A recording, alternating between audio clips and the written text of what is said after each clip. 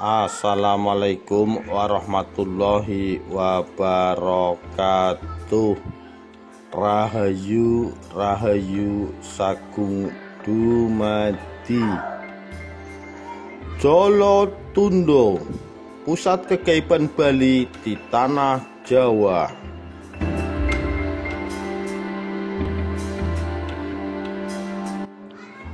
Tidak banyak yang tahu bahwa aneka tradisi dan kepercayaan yang ada di Bali memiliki hubungan erat dengan Pulau Jawa. Tak banyak yang tahu pula bahwa di tanah Jawa terdapat pusat kegaiban Pulau Bali.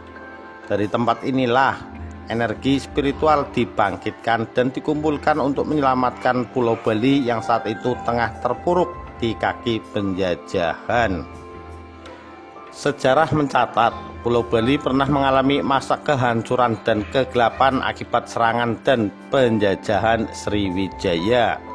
Bahkan sang maharaja yang memerintah pun terpaksa harus terusir dari tahtanya. Rakyat Bali yang terkenal santun, religius dan berbudaya pun harus hidup di bawah cengkraman penjajah. Kekayaan alamnya dirampas sehingga rakyatnya menjadi sengsara dan menderita.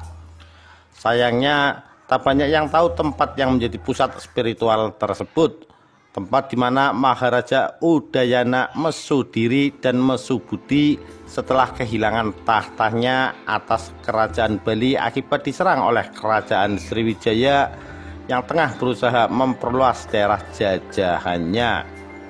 Dalam kegalauan dan keterpurukan itulah Udayana mendapat petunjuk dari para dewa agar melarikan diri ke Pulau Jawa dan mendirikan sebuah pusat spiritual terpenting untuk kejayaan Bali.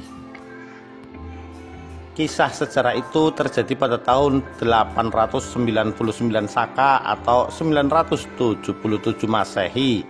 Saat itu Bali sudah dikenal sebagai pulau yang indah dan gemah ripah Loh Jinawi di bawah kepemimpinan dinasti Warmadewa yang memerintah sejak tahun 835 Saka atau 913 Masehi. Raja yang berturut-turut memerintah adalah Sri Kesari Warmadewa, Sri Tabenendra Warmadewa, Indra Jayasinga Warmadewa, Janasadu Warmadewa, dan Maharaja Dharma Udayana Warmadewa. Sayangnya ketika Udayana memerintah terjadi keruwetan politik yang luar biasa. Sriwijaya, sebuah kerajaan besar dari Pulau Sumatera Tengah, menerapkan politik ekspansi untuk menyerang dan menguasai daerah-daerah lain. Sebagai kerajaan yang strategis dan makmur, Bali turut menjadi incaran. Melalui beberapa kali peperangan, Bali akhirnya jatuh ke tangan Sriwijaya. Sang Maharaja Bali, Udayana, sesungguhnya ingin melakukan perlawanan sampai titik darah penghabisan dalam perang Puputan menghadapi serangan Sriwijaya. Tetapi ia sadar bahwa itu bukan jalan terbaik karena jika ia kalah, maka Bali selamanya akan ada di tangan penjajah.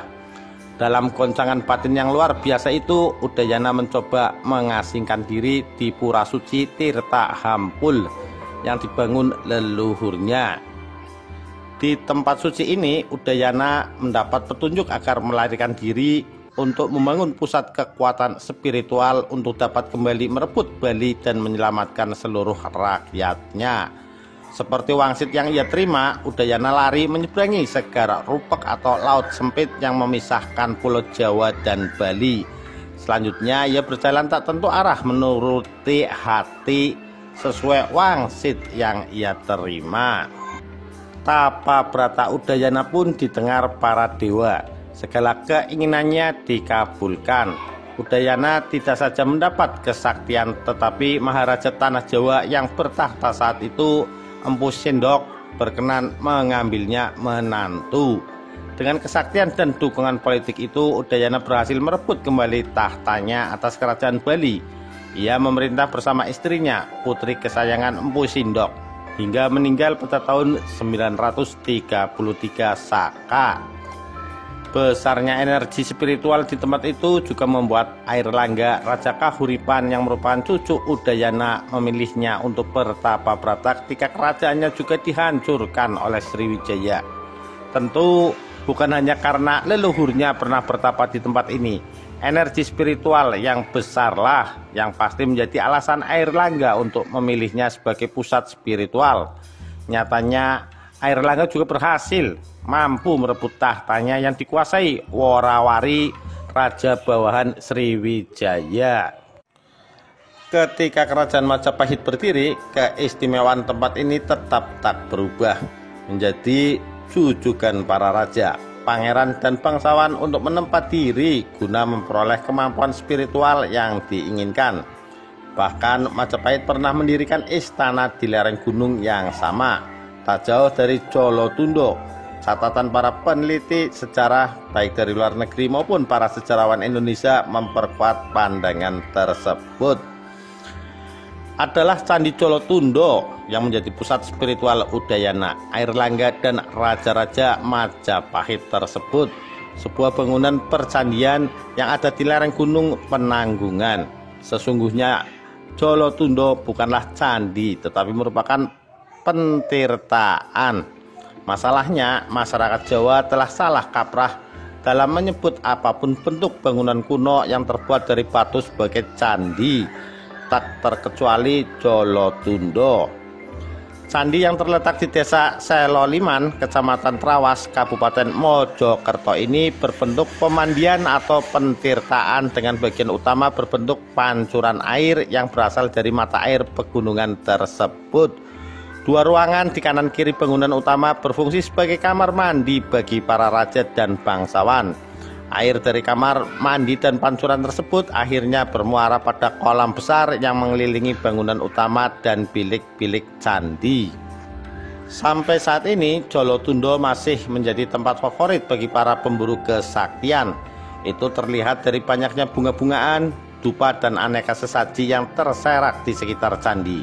Setiap saat terlihat orang-orang yang bermeditasi di beberapa bagian candi, menandakan bahwa Jolotundo masih menjadi pusat spiritual dengan energi yang masih sangat diperhitungkan.